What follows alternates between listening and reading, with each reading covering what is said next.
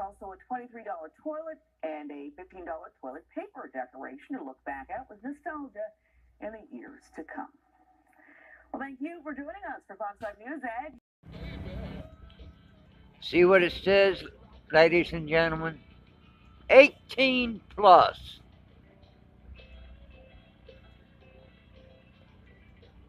You better pay attention to those traffic lights. You might get yourself killed. But another company, that makes 4 scooter companies. And we got these e-bikes by these idiots that are too big for our sidewalks. Junk. All tech litter. Tell these folks to come and get their junk off this sidewalk. You know where it's at by now. It don't belong here. Ain't no 5 foot of space there. Again on North Highland Avenue.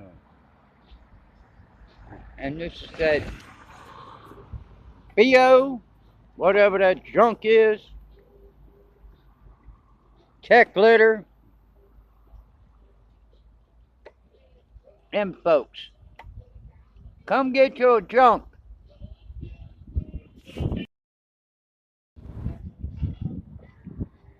Wrong place to park it, dude, people. Wrong place to park it.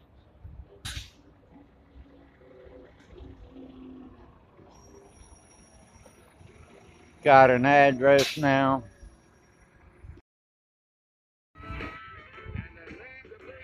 Damn tree huggers, they do it every time. Now there's some storm damage, I guess. Come out of that tree.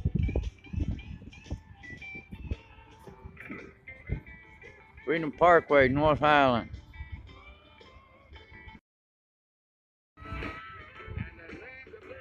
Damn tree huggers, they do it every time. Now there's some storm damage, I guess. Come out of that tree.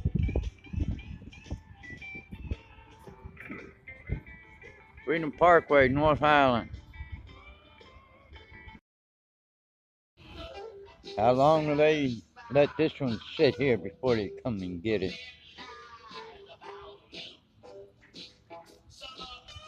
Y'all know where this is, don't you?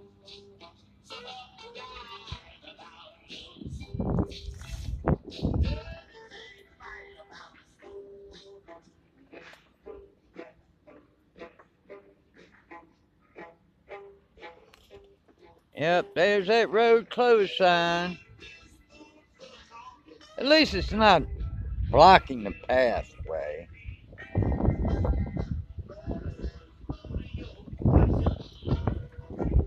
There's Jimmy Carter Library over there.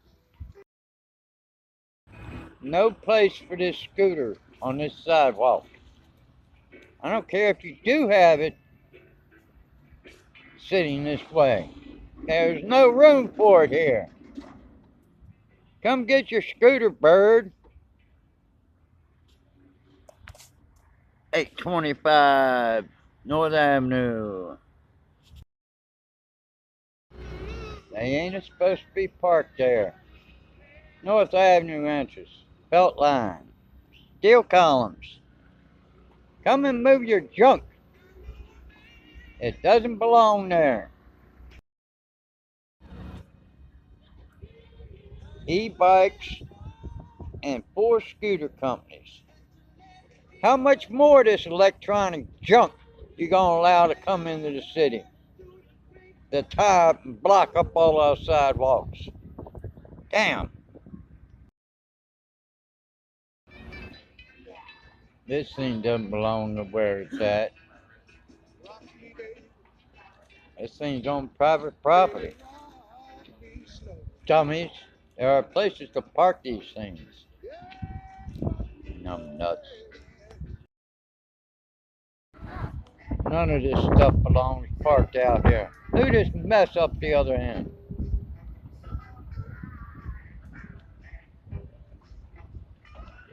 None of these scooters or e-bikes or any of that stuff belongs up here.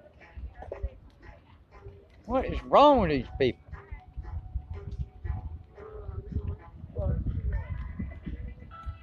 Another electric bike company. That's two e-bike companies. All this stuff, none of this stuff belongs here.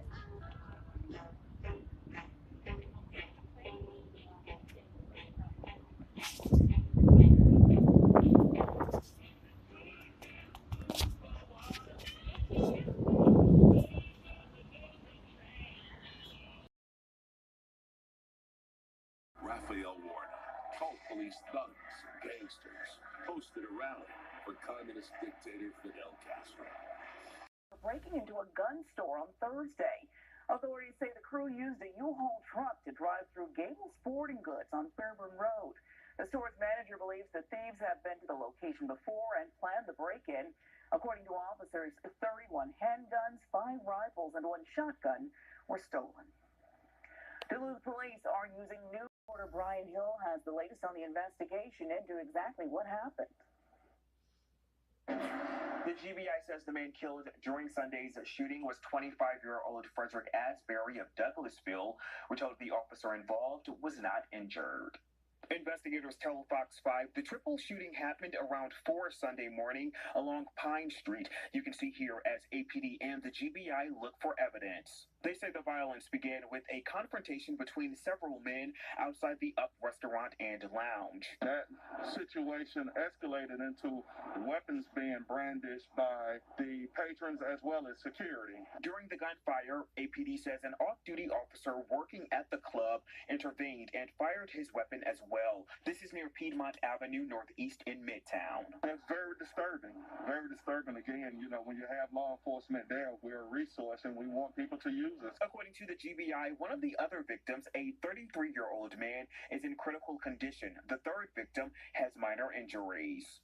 They hired security. They had police officers here as well, but yet and still, we're where we are. So again, we got to consider that conflict resolution and, get our citizens to understand that we are here to help and we want to resolve these issues prior to them becoming scenes of shootings. Right now, the GBI is continuing their independent investigation. We're told several guns were recovered, but it's unclear which weapons are associated with the victims' injuries. That will be part of the GBI's investigation to help us determine if and who we had any exchange with as far as the gunfire and whether or not we struck anyone. Police have not identified a suspect in this shooting. Brian Hill, Fox 5 News. Trying to burn his mother's house down. In September, deputies say Confam threw a temper tantrum after his mother refused to give him money to buy drugs. Detectives tell us he then grabbed some newspaper to set a small fire, which was put out. Police arrested and charged Thumb with criminal damage to property, among other charges. Police say he bonded out of jail Friday, but defied the judge's order to not return to his mother's house. Investigators arrested him after they say he went back to the house, smoked meth, and fell asleep. In Douglasville, news comes as the U.S. tops 11 million confirmed cases. That's more than 1 million confirmed cases just in the last week alone. More cities and states are announcing new restrictions. Beginning Wednesday, high schools and colleges in Michigan will stop in-person classes. The governors of California, Oregon, and Washington have asked everyone to stay home for Thanksgiving. They're optimistic that Thanksgiving 2021 will be the best ever. But this year, it's just too dangerous to gather together indoors where the virus can spread so easily. And let's look at the latest on the COVID-19 information in Georgia here. Since this time last week, the Department of Public Health reports nearly 14,000 new confirmed cases and 268 more deaths from the virus. Last week, state health officials raised concerns about the growing number of cases and urged everyone to continue wearing masks and to avoid crowds. Well, 3 Fulton County schools will revert to remote. So I just stepped inside just a few minutes ago to see how everything was going, and election workers are hard at work right now doing this audit. They started at 8 o'clock this morning. Now, over in Cobb County, as of last night, they said that they still had about 50% left to count. But over in Fulton and DeKalb counties, they can, rest easy the next few days. They were able to meet that deadline and finish their count over the weekend. Now, in Fulton County. They took a look at more than 500,000 votes. Teams were made up of 2 people, and there were as many as 340 people working at the same time. So basically what they do there is they pull out the ballot. They try to figure out who the candidate was that the person was voting for. They put it in the corresponding bin. They count those, and then they finally upload those final numbers into the state's database. I expect that the hand count is going to come out different than the machine count. I mean, it's just the nature of the way this works. So Fulton County is done. DeKalb County also wrapped up their final 9,000 votes last night. Still work to be done here in Gwinnett and also in Cobb County, but both counties say they expect to meet Wednesday's deadline. That's the latest here in Gwinnett County. I'm Natalie Foltz for Good Day Atlanta. All right, Natalie, thank you. Well, We believed all that we reserved it. Beautiful day. A little bit chilly, but there ain't a cloud in the sky. Nowhere. Nice bright sun. There's also a $23 toilet and a $15 toilet paper decoration to look back at with nostalgia in the years to come. Well, thank you for joining us for Fox 5 News.